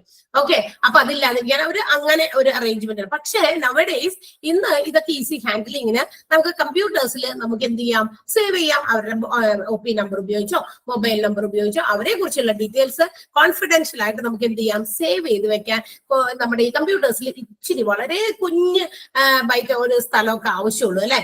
ഇത്രയും കണ്ട് സ്ഥലമോ റാക്സോ ഇന്ന് ഫർണിഷിംഗ് ഒന്നും ഹോസ്പിറ്റൽസിൽ അധികം ഒന്നും ചെയ്യണ്ട. അന്ന് ഫർണിഷിങ്സ് ഇതുപോലെ ചെയ്യണമായിരുന്നു, കാരണം ഇതിനകത്ത് മുഴുവനും പേഷ്യൻസിന്റെ ഡീറ്റെയിൽസ് അടങ്ങുന്ന ചാർട്ടുകളൊക്കെ എടുത്തു വെക്കാൻ വേണ്ടി. ഇന്ന് അത്തരം ഫർണിഷിങ്ങിന്റെ ആവശ്യമില്ല, കാരണം ഇന്ന് അതെല്ലാം നമ്മൾ കമ്പ്യൂട്ടേഴ്സിലെ ഫയലുകളിലാക്കി കുഞ്ഞു ഫയലുകളിലാക്കി സൂക്ഷിച്ചിരിക്കണം. വട്ടെവർ നമ്പർ ഓഫ് പേഷ്യൻസ് ഉണ്ടായാലും ഇതെല്ലാം റെക്കോർഡ് ചെയ്ത് വെക്കും. അപ്പൊ നമുക്ക് ഈ കമ്പ്യൂട്ടേഴ്സ് അതിന് വേണ്ടിയിട്ട് ഹെൽപ്പ് ചെയ്യുന്നു. ഇൻഫർമേഷൻ ടെക്നോളജി, കമ്മ്യൂണിക്കേഷൻ സിസ്റ്റം ഇന്ന് ഏറ്റവും കൂടുതൽ ആളുകൾ പല ഓർഗനൈസേഷനിലും ഹാൻഡിൽ ചെയ്യുന്നത് ഈ രീതിയിലാണ്. And also it provides technical support whenever needed, and also the system keeps updated and provides when the system fails. മാത്രമല്ല ഇപ്പൊ നമ്മളിങ്ങനെ വർക്ക് ചെയ്തുകൊണ്ടിരിക്കുക, പെട്ടെന്ന് എന്ത് പറ്റിപ്പോയി, പെട്ടെന്ന് ഓഫായി എന്ന് പറഞ്ഞ പോലെ ഇപ്പൊ ഓഫാന്ന് തോന്നുന്നത്. പെട്ടെന്ന് ഈ സിസ്റ്റം അങ്ങോട്ട് ഇപ്പൊ നമ്മളിപ്പോ ഓൺലൈൻ ക്ലാസ് ആണ്, നമുക്കിപ്പോ ഇവിടെ വേറെ ഒന്നും നഷ്ടപ്പെടാനില്ല. നമ്മുടെ ക്ലാസ് ഇപ്പൊ ഇവിടെ കറണ്ട് പവർ ഫെയിലിയർ വന്നു കഴിഞ്ഞാൽ ഇത് ഓഫ് ആയി പോയി എന്ന് വിചാരിക്കാം. Which is not supporting by the നമ്മുടെ ഈ ഇത് വെച്ചിട്ട് ഇൻവേർട്ടർ ഒന്നും വെച്ച് സപ്പോർട്ട് ചെയ്യുന്നില്ല, ഓഫ് ആയി പോയി, അത്രേ ഉള്ളൂ. അപ്പൊ നമ്മുടെ ക്ലാസ് എത്രത്തോളം നടന്നോ അത്രയും വെച്ച് പിന്നെ നമ്മൾ ലീവ് ചെയ്ത് പോകേണ്ടി വരും അല്ലെ. നമുക്ക് പിന്നെ അതിന് ഒരു ആക്സസ് ചെയ്യാൻ പറ്റുന്നില്ല എങ്കിൽ പവർ. അതേസമയം നമ്മളിപ്പോ ഒരു കമ്പ്യൂട്ടറിൽ കോൺസ്റ്റന്റ് ആയിട്ട് ഇങ്ങനെ ചെയ്തുകൊണ്ടിരിക്കുന്ന എന്തെങ്കിലും ജോലിയാണ്, കുറെ കാര്യങ്ങളൊക്കെ സേവ് ചെയ്യാനും ഒക്കെ ചെയ്തുകൊണ്ടിരിക്കുകയാണെങ്കിൽ ഇത് നമ്മളിങ്ങനെ കൊടുക്കുമ്പോൾ അത് ഓൾറെഡി അത് നമ്മൾ സേവ് ചെയ്ത് വെക്കുന്നത് കൊണ്ട് അറ്റ് എനി ടൈം ഏത് സമയം വേണമെങ്കിലും നമുക്ക് ആ ഡാറ്റ റിട്രീവ് ചെയ്തേക്കാം, എടുക്കാം അല്ലെ. അപ്പൊ ഇപ്പൊ സിസ്റ്റം ഫെയിൽ ആയിരുന്നാലും നമ്മളത് സേവ് ചെയ്ത് കഴിഞ്ഞാൽ എന്ത് ചെയ്യാം, അത് അവിടെ തന്നെ കിടന്നോളും, പോകുന്നില്ല. അതേസമയം മറ്റേതെങ്കിലും രീതിയിലാണെങ്കിൽ വീണ്ടും നമ്മൾ രണ്ടാമത് ഒന്നുകൂടിയൊക്കെ ചെയ്യേണ്ടി വരൂലേ. അപ്പൊ മാത്രമല്ല ഈ കമ്പ്യൂട്ടേഴ്സ് ഇത് ഫുള്ളി അപ്ഡേറ്റഡ് ആയിട്ട് നമുക്ക് എല്ലാ ഇൻഫർമേഷൻ തരും. കാരണം അപ്ഡേറ്റ് ചെയ്ത് നമ്മൾ ഓരോ കാര്യങ്ങൾ കൊടുക്കുന്നത് അപ്പൊ തന്നെ അവിടെ പോയിട്ട് അതാത് അക്കൗണ്ടുകളിൽ സേവ് ചെയ്ത് കിടക്കും. അതുകൊണ്ട് തന്നെ അപ്ഡേഷൻസും കൃത്യമായിട്ട് നടക്കും. അത് മാത്രമല്ല മറ്റുള്ളവർക്ക് അതൊരു ടെക്നിക്കൽ സപ്പോർട്ട് ആവുകയും ചെയ്യും. അപ്പൊ ഈ IT അല്ലെങ്കിൽ ഇൻഫർമേഷൻ ടെക്നോളജിയാണ് ഇതിനു വേണ്ടിയിട്ട് നമ്മൾ ഹെൽപ്പ് ചെയ്യുന്നത്. കാരണം ഹോസ്പിറ്റൽസിൽ ഇന്ന് ഇതൊക്കെ ഇല്ലാതെ പറ്റില്ല എന്നുള്ള ഒരു അവസ്ഥയിലേക്ക് എത്തി. ഇത്രയും കാര്യങ്ങളൊക്കെ ഇങ്ങനെ എഴുതി ബുക്കിലൊക്കെ സൂക്ഷിക്കുക എന്നൊക്കെ പറയുന്നതൊക്കെ. ഇനി ഓൾസോ ഇത് ഓൺലൈൻ സർവീസസും nowadays information technology is providing അല്ലെ. ഇന്നിപ്പോ ഓൺലൈൻ വേണമെങ്കിൽ നമുക്ക് ഇരുന്നിട്ട് ഹോസ്പിറ്റൽസിൽ ഡോക്ടേഴ്സിന് അവിടെ ഇരുന്നിട്ട് പേഷ്യന്റ് ഇപ്പൊ ചിലപ്പോൾ ദൂരെയൊക്കെയാണ്, അവരുടെ ചില കാര്യങ്ങൾ പറയാൻ പറ്റുന്നില്ലെങ്കിൽ നമ്മൾ മൊബൈലിൽ തന്നെ നമുക്ക് അവരെ വീഡിയോ കോളിലൊക്കെ വിളിച്ച് നമ്മുടെ കാര്യങ്ങൾ വേണമെങ്കിൽ പറയാം. ഇപ്പൊ ഡിസ്റ്റന്റിലാണെങ്കിൽ നാട്ടിലൊക്കെ ആയിരുന്നു, കുറച്ച് കഴിഞ്ഞപ്പോൾ പെട്ടെന്ന് അങ്ങോട്ടേക്ക് പോകേണ്ടി ചെയ്ത് ഷിഫ്റ്റ് ചെയ്ത് വേറെ വല്ലയിടത്തേക്കൊക്കെ വേറെ രാജ്യത്തേക്കോ വേറെ സ്ഥലത്തേക്കോ പോയി കഴിഞ്ഞപ്പോൾ എപ്പോഴൊക്കെ വന്ന് ഡോക്ടറുമായിട്ട് കൺസൾട്ട് ചെയ്യാനൊക്കെ ബുദ്ധിമുട്ടുള്ള ആളുകൾക്ക് online services are also providing അല്ലെ. ഓൺലൈൻ സർവീസസ് പ്രൊവൈഡ് ചെയ്യുന്നുണ്ട്. സോ ദാറ്റ് ഹെൽപ്പ് ഹോസ്പിറ്റൽസിന് എപ്പോഴും ഏത് രീതിയിൽ വേണമെങ്കിലും എന്ത് ഇവന്റുകൾ നടത്താനും അവർക്ക് അത് അപ്പൊ തന്നെ കാര്യങ്ങൾ നടത്താനായിട്ട് സാധിക്കും എന്നുള്ളതും ഇൻഫർമേഷൻ ടെക്നോളജിയുടെ ഒരു പ്രത്യേകതയാണ് അല്ലെ. പണ്ട് ഈ പറഞ്ഞ പോലെ നമ്മുടെ കൊറോണയൊക്കെ വന്ന സമയത്ത് ഹോസ്പിറ്റൽസിലേക്ക് നമുക്ക് പോകാൻ പറ്റിയിരുന്നില്ല. ഓക്കെ, അപ്പൊ നമ്മൾ എങ്ങനെയാ ഡോക്ടേഴ്സിനെ കൺസൾട്ട് ചെയ്തിരുന്നത്? ഈ പറയുന്ന ഓൺലൈൻ സർവീസസ് വഴിയാണ്. Second വിളിക്കെന്തായാലും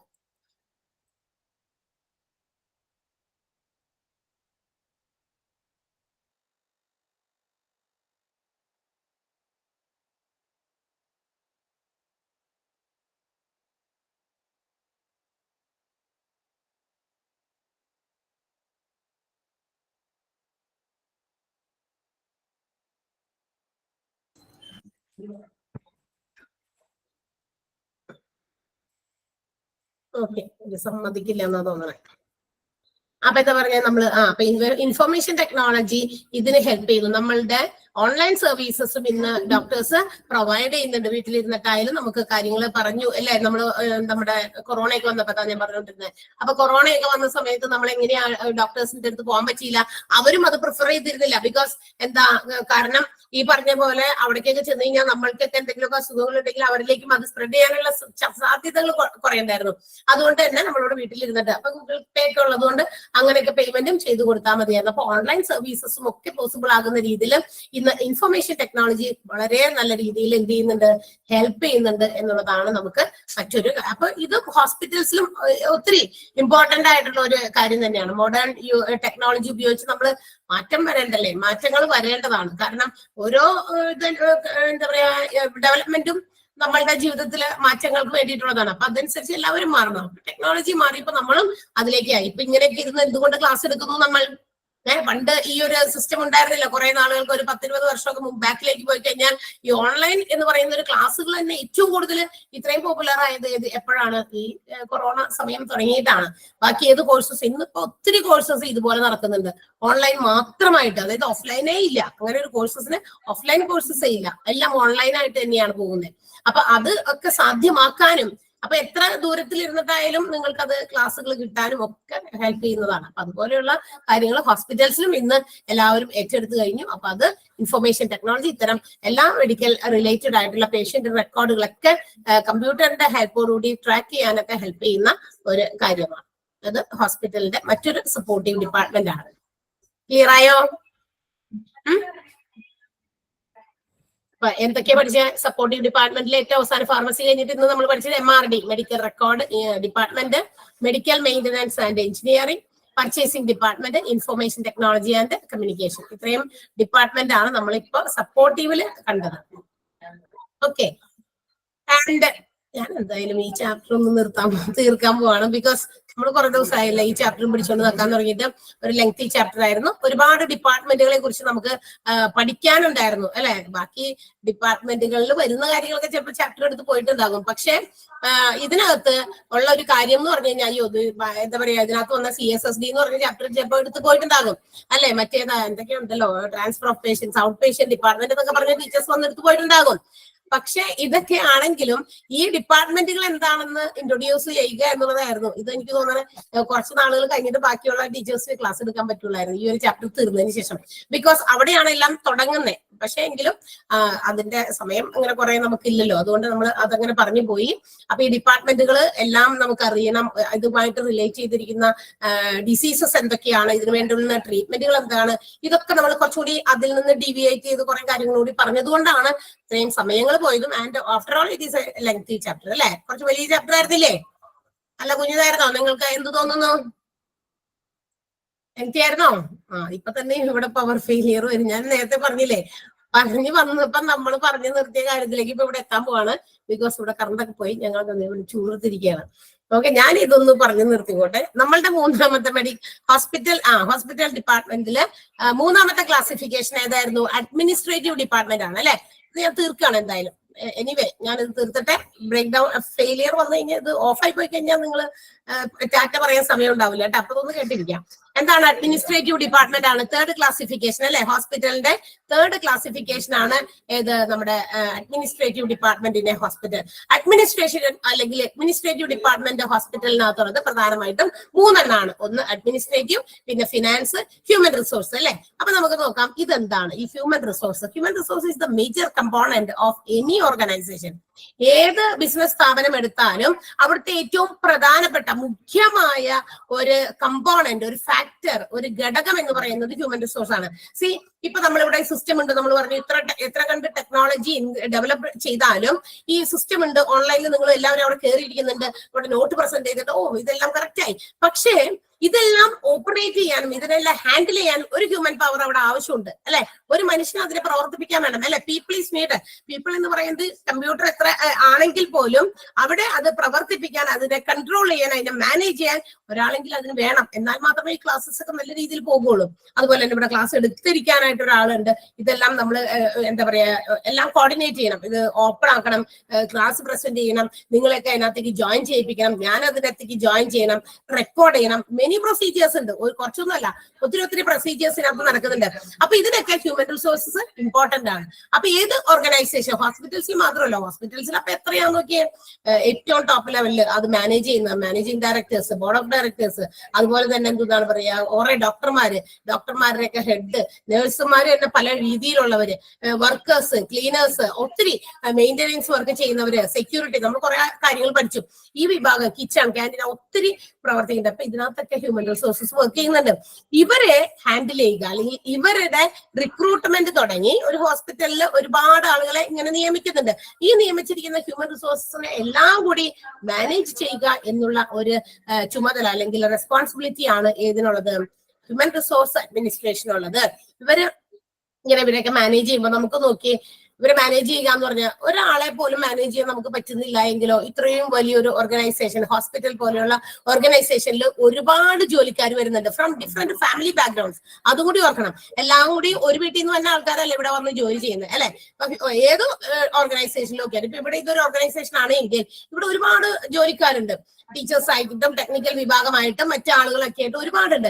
and all are not coming from a particular family background. ഇവരെല്ലാവരും വരുന്നത് ഏതെങ്കിലും ഒരു പ്രത്യേക ഫാമിലി ബാക്ക്ഗ്രൗണ്ടിൽ നിന്നുമല്ല, എല്ലാവരും ഡിഫറെന്റ് ഫാമിലി ബാക്ക്ഗ്രൗണ്ടിൽ നിന്ന് വരുന്നത്, ഡിഫറെന്റ് ഫീലിംഗ്സ് ഉള്ളവരാണ് അല്ലെ. അപ്പൊ എല്ലാം വ്യത്യസ്തമായതുകൊണ്ട് തന്നെ ഇവരെ എല്ലാവരെയും മാനേജ് ചെയ്ത് കൺട്രോൾ ചെയ്ത് കൊണ്ടുപോകുക എന്നുള്ളത് അത്ര എളുപ്പമുള്ള കാര്യമാണോ? നിങ്ങളൊന്ന് ആലോചിച്ച് നോക്കിയേ.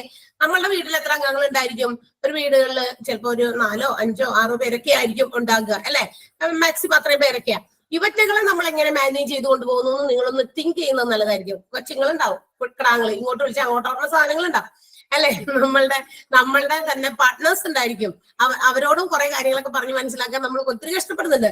ഇതിനു പുറമെ വയസ്സായവരുണ്ടെങ്കിൽ അവരെയും നമ്മൾ മാനേജ് ചെയ്യണം. അവർക്ക് ഫുഡ് നേരത്തിന് കിട്ടിയില്ലെങ്കിൽ അവരുടെ മുഖം മാറും, അവരുടെ ശൈലി മാറും അല്ലെ. നേരത്തിന് ഫുഡ് കിട്ടണം, കറക്റ്റ് ടൈം, 1 മിനിറ്റ് അങ്ങോട്ടോ ഇങ്ങോട്ടോ മാറാൻ പാടില്ല എന്നുള്ളതാണ് അവരുടെ ലക്ഷ്യം.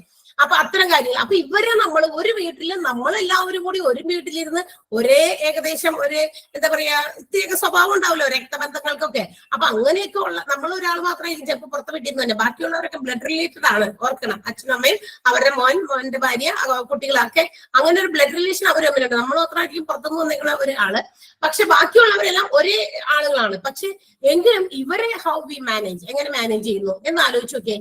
ഇത്തിരി ബുദ്ധിമുട്ടാണ്. ഒരു ദിവസം അവസാനിച്ചാൽ പറയാം ഇന്നത്തെ ദിവസം കഴിഞ്ഞ് നാളെ എന്തൊക്കെ മുതലാണാവോ ഉണ്ടാവുക എന്ന് പറഞ്ഞായിരിക്കും രാവിലെ എഴുന്നേൽക്കുമ്പോ. അങ്ങനെ വരുന്ന ഒരു സ്ഥലത്ത് നിങ്ങളൊന്ന് ആലോചിക്കുക, ഇത്രയും വലിയ ഓർഗനൈസേഷനിൽ, ഹോസ്പിറ്റൽ പോലെയുള്ള ഓർഗനൈസേഷനിൽ ഡിഫറെന്റ് ആയിട്ടുള്ള ഫാമിലി ബാക്ക്ഗ്രൗണ്ടുകളിൽ നിന്ന് വരുന്നു, ഡിഫറെന്റ് ആയിട്ടുള്ള മാനസിക സംഘർഷങ്ങളോടുകൂടി വരുന്നു അല്ലെ. ചിലർക്ക് ഭയങ്കര സന്തോഷമുള്ള ദിവസങ്ങളാവാം, ചിലർക്ക് ഭയങ്കര സങ്കടമുള്ളതാകാം, ഭയങ്കര ദേഷ്യമുള്ളതാകാം. പല പല കാരണങ്ങൾ കൊണ്ടും ഇങ്ങനെയൊക്കെ വരുന്ന ആളുകളെ ഹൗ ക്യാൻ ബി മാനേജ്, എങ്ങനെ മാനേജ് ചെയ്യണം? പക്ഷെ മാനേജ് ചെയ്യാതിരിക്കാൻ പറ്റുമോ? മാനേജ് ചെയ്യണം. കാരണം ഇവരെല്ലാം ഹോസ്പിറ്റൽസിൽ അല്ലെങ്കിൽ ഏത് ഓർഗനൈസേഷനിലായാലും അവരെ അവിടെ നിർത്തി അവരുടെ മാക്സിമം അവരിൽ നിന്ന് കിട്ടേണ്ട സേവനങ്ങളൊക്കെ എടുത്ത് അവരെ സാറ്റിസ്ഫൈഡ് ആക്കി, അവരെ സന്തുഷ്ടന്മാരാക്കി അല്ലെങ്കിൽ സന്തുഷ്ടരാക്കി വിടുക എന്നുള്ളതും ഒരു റെസ്പോൺസിബിലിറ്റിയാണ്. ഫോർ ദാറ്റ് അതിന് വേണ്ടിയിട്ടുള്ള ഒരു ഡിപ്പാർട്ട്മെന്റ് ആണ് ഹ്യൂമൻ റിസോഴ്സ് എന്ന് പറയുന്നത്. അപ്പൊ അവരുടെ കയ്യിലാണ് ഇതൊക്കെ ഭദ്രം. ഇവര് ഹ്യൂമൻ റിസോഴ്സിനെ മൊത്തത്തിൽ അവർ മാനേജ് ചെയ്യുക, അവര് whether they are satisfied or not in their duties, അവർ ചെയ്യുന്ന ജോലികളിൽ അവർ സാറ്റിസ്ഫൈഡ് ആണോ നോക്കാം, വെദർ ഇടയ്ക്കിടയ്ക്ക് അവർക്ക് ചില ട്രെയിനിങ് കൊടുക്കാം, സന്തോഷിപ്പിക്കാൻ വക കൊടുക്കുന്ന ചില എന്റർടൈൻമെന്റ് സമയങ്ങൾ കൊടുക്കാം. അപ്പൊ അതൊക്കെ നമ്മൾ ഹ്യൂമൻ റിസോഴ്സ് എന്ന് പറയുന്ന ചാപ്റ്റർ പഠിക്കൂട്ടാ. അവർക്ക് വേണ്ട ചില ഇടയ്ക്കിടയ്ക്ക് ഇപ്പൊ വർഷത്തിൽ ഒരിക്കലോ 2 പ്രാവശ്യമൊക്കെ നമ്മൾ എന്തെങ്കിലും ഒരു ഗെറ്റ് ടുഗദർ ഒക്കെ അല്ലെ, ഒന്ന് എല്ലാവരെയും കൂടി ചേർത്തിട്ട് അവരെ സന്തോഷിപ്പിക്കുന്ന രീതിയിലുള്ള കാര്യങ്ങൾ കൊടുക്കുക. ഒരു ഡേ, ഹോസ്പിറ്റൽ ഡേയോ അല്ലെങ്കിൽ മറ്റേതെങ്കിലും ഡേയോ ഒക്കെ നടത്തി അവരെയൊക്കെ ഒന്ന് എന്താ പറയുക, ഒരു റിക്രിയേഷണൽ ആക്ടിവിറ്റീസ് ഒക്കെ കൊടുത്തു കഴിയുമ്പോൾ അവർക്ക് എന്താകും, ഒരു കുറച്ച് ചൊടിയൊക്കെ വരും അല്ലെ, ഒരു എന്റർടൈൻമെന്റുകൾ കൊടുക്കുമ്പോൾ, അല്ലെങ്കിൽ പുറത്തൊക്കെ വൺസ് ഇൻ എ ഇയർ ഒന്ന് പുറത്ത് പോകാം എല്ലാവരും ഒക്കെ ആയിട്ട്. കൂടാതെ ചിലപ്പോ മോണിറ്ററി ബെനിഫിറ്റുകൾ, ചില പാരിതോഷികങ്ങൾ കാശാക്കി ആയിട്ട് കൊടുക്കുക. അവരെ എന്തിനു വേണ്ടിയിട്ട് അവരെ ഒന്ന് സപ്പോർട്ട് ചെയ്യുകയാണ്. അല്ലെങ്കിൽ കുറച്ചുകൂടി കൂടുതൽ ഇനീഷ്യേഷൻ, ഈ അവരുടെ ഉള്ളിൽ നിന്ന് കുറേ കൂടി പുറത്തേക്ക് വരാനും ഡെഫിഷ്യൻസി ഒക്കെ അതൊക്കെ പുറത്തേക്ക് കൊണ്ടുവരാനായിരിക്കാം. അപ്പൊ അതിന് വേണ്ടിയിട്ടുള്ള മോണിറ്ററി ബെനിഫിറ്റുകളും നോൺ മോണിറ്ററി ബെനിഫിറ്റുകളും ഒക്കെ, അതായത് പൈസ അല്ലാണ്ട് വേറെ ഏതെങ്കിലും രീതിയിലുള്ള സംഭാവനകളായിട്ടോ, അത് കാശിനോടൊന്നുമില്ല, ഓണമൊക്കെയാണ് വരാൻ പോണേ അല്ലെ. അപ്പൊ ഇത്തരം ഓർഗനൈസേഷൻസിൽ അവരെയൊക്കെ വിളിച്ചു കൂട്ടി അവർക്ക് ഒരു ഓണം സെലിബ്രേഷൻ ഒക്കെ നടത്തി അതിനുശേഷം അവർക്ക് എന്തെങ്കിലുമൊക്കെ ഒരു ഓണത്തിന് പ്രത്യേകം കൊടുക്കാൻ പറ്റിയ ഓണം എന്താ പറയാ, ഒരു കോടി അല്ലെ, ഓണക്കോടി എന്ന് പറയും അല്ലെ. അതുപോലെ വിഷു ഒക്കെ വരുമ്പോൾ വിഷു കഴിഞ്ഞിട്ടൊക്കെ കൊടുക്കും. 1 രൂപയോ 10 രൂപയ്ക്ക് ആയിരിക്കും, പക്ഷെ എങ്കിലും അത് കൊടുക്കുമ്പോൾ അത് കിട്ടുന്നവർക്കും ഒരു സന്തോഷമാണ്. അപ്പൊ അതൊക്കെ ഇവരെ എന്താ പറയാ എൻകറേജ് ചെയ്യാനുള്ള ചില കാര്യങ്ങളാണ്. അപ്പൊ അങ്ങനെയൊക്കെ ചെയ്ത് ഇവരെയൊക്കെ സന്തോഷിപ്പിച്ച് ഒരു കുഴപ്പമില്ലാതെ കൊണ്ടുപോകുക, അതൊരു ഓർഗനൈസേഷന്റെ ഒരു പോസിറ്റീവ് ആയിട്ടുള്ള ഒരു കാര്യമാണ്. അപ്പൊ അതിന് വേണ്ടിയിട്ടുള്ള ഒരു ഡിപ്പാർട്ട്മെന്റ് ആണ് ഹ്യൂമൻ റിസോഴ്സ് ഡിപ്പാർട്ട്മെന്റ് എന്ന് പറയുന്നത്. ക്ലിയർ ആയോ?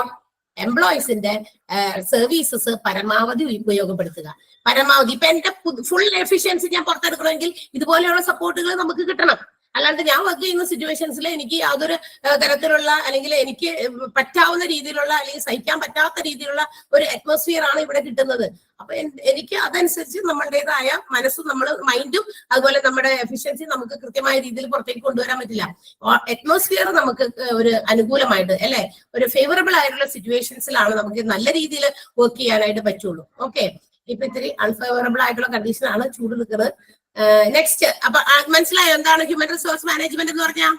ഇതൊരു വലിയ ചാപ്റ്റർ തന്നെ പഠിക്കാൻ. അപ്പൊ ഹ്യൂമൻ റിസോഴ്സ് മനസ്സിലാക്കുക, ഇത് സ്റ്റാഫിനെ എല്ലാം ഹോസ്പിറ്റൽസിലെ എല്ലാ സ്റ്റാഫുകളെയൊക്കെ കൺട്രോൾ ചെയ്ത് മാനേജ് ചെയ്ത് കൊണ്ടുപോകുക. ഹോസ്പിറ്റലിന്റെ എംപ്ലോയീസിന്റെ satisfaction, that is the aim. പ്രധാനപ്പെട്ട ലക്ഷ്യം എംപ്ലോയിയുടെ സാറ്റിസ്ഫാക്ഷൻ ആണ്. അതിന് വേണ്ടിയിട്ടുള്ള ഡിപ്പാർട്ട്മെന്റ്. യെസ്, അപ്പൊ അടുത്ത ഡിപ്പാർട്ട്മെന്റ് ഏതാന്ന് നോക്കുക, ഫിനാൻസ് ആണ്. ഫിനാൻസ് എന്ന് പറയുന്ന ഡിപ്പാർട്ട്മെന്റ് ആണ് അടുത്തത്. It deals with the financial aspects of the hospital. അത്ര ഓർത്തിരിക്കുക. എന്തിനു വേണ്ടിയിട്ടുള്ളതാണ് ഈ ഡിപ്പാർട്ട്മെന്റ്? ഇവരെന്തിന് റെസ്പോൺസിബിൾ ആണ്? ഒരു ഹോസ്പിറ്റലിന്റെ ഏതൊക്കെ ഫിനാൻഷ്യൽ ആസ്പെക്റ്റുകൾ ഉണ്ടോ, ഫിനാൻസ് ഇങ്ങോട്ട് വരുന്നുണ്ട്, അങ്ങോട്ട് പോകുന്നുണ്ട്. അതായത് ഇങ്ങോട്ട് വരുന്നത് ഏത് വിഭാഗത്തിൽ കൂടി ആകാശം ഇങ്ങോട്ട് വരുന്നത്? ഒരു ഹോസ്പിറ്റലില് ഏതൊക്കെ രീതിയിലാണ് ഹോസ്പിറ്റലിൽ ഇൻകം വരുന്നത്? പേഷ്യൻസിൽ നിന്ന് കിട്ടുന്ന എമൗണ്ട് തന്നെയാണ്. ഫസ്റ്റ് ഓഫ് ഓൾ, ഒന്നാമത്തെ കാര്യം, പേഷ്യൻസ് വരുമ്പോ അവരുടെ കാശ് മേടിക്കാണ്ട് ആരെങ്കിലും ചികിത്സിക്കാറുണ്ടോ ഹോസ്പിറ്റൽസ്? ഇല്ല. അപ്പൊ അവരുടെ നിന്ന് കിട്ടുന്ന ഇൻകം ചിലപ്പോ അത് മെഡിക്കൽ എയിം ഉള്ള പേഷ്യൻസ് ആണെങ്കിൽ ഇൻഷുറൻസ് കമ്പനികളായിരിക്കും അതിന്റെ പേയ്മെന്റ് കൊടുക്കുക. അതൊക്കെ ഇൻകമിങ് ആണ്. അതുപോലെ തന്നെ ഹോസ്പിറ്റൽസിന് ചെലവുകളും ഉണ്ട്. മെഡിസിൻസ് പർച്ചേസ് ചെയ്ത് വെക്കണം അല്ലെ, പല എക്യുപ്മെന്റ്സുകൾ മേടിക്കണം. അതുപോലെ തന്നെ മറ്റു കാര്യങ്ങളുണ്ട്. ഇപ്പൊ സാലറി കൊടുക്കണം പേഷ്യൻസ് സ്റ്റാഫിന്. മറ്റ് ചിലപ്പോൾ എന്തെങ്കിലും മെഷീൻസ് ഒക്കെ ഉണ്ടെങ്കിൽ അത് റിപ്പയർമെന്റുകൾ ഒരുക്കുമ്പോൾ അത്തരം എക്സ്പെൻസുകൾ മീറ്റ് ചെയ്യണം. ഇലക്ട്രിസിറ്റി ബില്ല് പേ ചെയ്യണം. അപ്പൊ ഒരുപാട് incomings and outgoings of finance ഉണ്ട്. അപ്പൊ ഇതെല്ലാം ഡീൽ ചെയ്യുന്ന ഡിപ്പാർട്ട്മെന്റ് ആണ് ആര്? ഫിനാൻസ് ഡിപ്പാർട്ട്മെന്റ് എന്ന് പറയുന്നത്. അപ്പൊ ഓൾ ഫിനാൻഷ്യൽ ബഡ്ജറ്റ്സ്, ഫിനാൻഷ്യൽ പരമായിട്ടുള്ള ബഡ്ജറ്റുകൾ തയ്യാറാക്കുക, ഫിനാൻഷ്യൽ പ്ലാനിങ് ഉണ്ടാക്കുക, and also distribute financial resources to various departments of the hospital. മാത്രമല്ല ഹോസ്പിറ്റലിന്റെ പല ഡിപ്പാർട്ട്മെന്റുകളിലേക്ക് അവരുടെ ഓരോ ഡിപ്പാർട്ട്മെന്റിനും എത്രത്തോളം പണച്ചെലവുണ്ട്, അതുപോലെ തന്നെ അവർക്ക് ഏതൊക്കെ കാര്യങ്ങൾക്ക് അവരുടെ ഫിനാൻസ് പ്ലാൻ ചെയ്യാം, ഇന്ന കാര്യങ്ങൾ മേടിക്കണോ, ഓരോ മെഷീനറീസ് എന്തെങ്കിലും പുതിയത് സ്ഥാപിക്കണോ, അത്തരം പ്ലാനിങ്ങുകൾ നടക്കാം. എങ്ങനെയാണ് ഈ ഫിനാൻഷ്യൽ റിസോഴ്സസ് പല ഡിപ്പാർട്ട്മെന്റുകളിലേക്ക് എങ്ങനെയൊക്കെ ഡിവൈഡ് ചെയ്യണം, ഹോസ്പിറ്റലിൽ നിന്ന് കിട്ടുന്ന ലാഭമൊക്കെ ഇല്ലേ എന്തിനു വേണ്ടിയിട്ട് ആരെങ്കിലും ആ ലാഭം മുഴുവൻ എടുത്ത് വീട്ടിൽ കൊണ്ടുപോകണോ? അല്ല, അതിന്റെ ഒരു മെജോറിറ്റി പാർട്ട് ഹോസ്പിറ്റൽസിലേക്ക് തന്നെ ഇൻവെസ്റ്റ് ചെയ്യും. എന്തിന്? അവരുടെ ഡെവലപ്മെന്റ് പർപ്പസിന് വേണ്ടിയിട്ട്. അതായത് ഓരോ ഡിപ്പാർട്ട്മെന്റുകൾ ഇങ്ങനെ വികസിപ്പിക്കണ്ടേ? ഒരു ഡിപ്പാർട്ട്മെന്റ് ഏത് 10 കൊല്ലം മുമ്പ് എങ്ങനെയായിരുന്നോ അതുപോലെ തന്നെ ആയിരിക്കില്ല അപ്പൊ ഒരു ഡിപ്പാർട്ട്മെന്റ്. കാരണം അവിടെ പുതിയ പുതിയ മെഷീൻസ് റീപ്ലേസ് ചെയ്തിട്ടുണ്ടാകും. അപ്പൊ അത്തരം റീപ്ലേസ്മെന്റ് അവിടെ നിന്ന് ഉണ്ടാവണം. ഈ ഫിനാൻസ് ഉപയോഗിച്ചിട്ടാണ് ഇവർക്ക് കിട്ടുന്ന ഇൻകം, ആ ഒരു പ്രോഫിറ്റിൽ നിന്നാണ് ഇതൊക്കെ ഉണ്ടാക്കുക. അപ്പൊ അത്തരം അപ്ഗ്രഡേഷൻസ് ഒക്കെ നടത്തുന്നത് ഒക്കെ ഈ ഫിനാൻസ് കൊണ്ടാണ്. അപ്പൊ ഇതെല്ലാം തന്നെ ഹോസ്പിറ്റൽസിൽ എങ്ങനെയാണ് ഉപയോഗിക്കേണ്ട ഫിനാൻസ്, ഇതിനെ കുറിച്ചൊക്കെ പ്ലാൻ ചെയ്യുന്നതും ഈ ഡിപ്പാർട്ട്മെന്റ് ആണ്. ഓക്കെ, കാശ് കൊടുക്കൽ വാങ്ങൽ മാത്രം ചെയ്താൽ പോരാ, അതെങ്ങനെ കൈകാര്യം ചെയ്യണമെന്നും ഇവർ തന്നെ തീരുമാനിക്കണം. ആൻഡ് ഓൾസോ സ്റ്റാഫിനും എംപ്ലോയീസിനും വർക്കേഴ്സിനും ഒക്കെ സാലറി അതുപോലെ തന്നെ വേജസ് ഒക്കെ സപ്ലൈ ചെയ്യുന്നതും ഫാർമസ്യൂട്ടിക്കൽ മെഡിസിൻസ് ഒക്കെ ഹോസ്പിറ്റലിലേക്ക് വാങ്ങി വെക്കുന്നതും ഒക്കെ ഇവരുടെ കയ്യിലുള്ള ഈ ഫണ്ട് ഉപയോഗിച്ചിട്ടാണ്. അപ്പൊ അതൊക്കെ പ്ലാൻ ചെയ്യേണ്ടതും ഇവർ തന്നെയാണ്. ആരുടെ ഡിപ്പാർട്ട്മെന്റിന്റെ ജോലിയാണത്? ഫിനാൻസ് ഡിപ്പാർട്ട്മെന്റിന്റെ റെസ്പോൺസിബിലിറ്റീസ് ആണ്. ക്ലിയർ ആണോ? Clear? Okay. And the last one administrative അല്ലെങ്കിൽ അഡ്മിനിസ്ട്രേഷൻ എന്ന് പറയുന്നതാണ് നമ്മുടെ അഡ്മിനിസ്ട്രേറ്റീവ് ഡിപ്പാർട്ട്മെന്റിലെ അവസാനത്തെ ഡിപ്പാർട്ട്മെന്റ്. എന്താണ് ഇവരുടെ പണി? തീർച്ചയായിട്ടും ഇവര് ഓവറോൾ, അതായത് ഹോസ്പിറ്റലിന്റെ മൊത്തം കാര്യങ്ങളെ എന്താ പറയാ മാനേജ് ചെയ്യുക എന്നുള്ളതാണ് ഇവരുടെ ഡ്യൂട്ടി മൊത്തം. അതായത് having the power to look after all the day to day operations of a hospital. ഒരു ഹോസ്പിറ്റലിന്റെ എല്ലാം ദൈനംദിന പ്രവർത്തനങ്ങൾ എല്ലാം തന്നെ നിയന്ത്രിച്ച് കൺട്രോൾ ചെയ്ത് മാനേജ് ചെയ്ത് കൊണ്ടുപോകാനുള്ള ഒരു എല്ലായിടത്തും ഇവരുടെ ഒരു കണ്ണുണ്ടായിരിക്കണം. അഡ്മിനിസ്ട്രേഷൻ, അതാണ് നമ്മൾ ചെയ്യാൻ പോകുന്നത്. ആര്?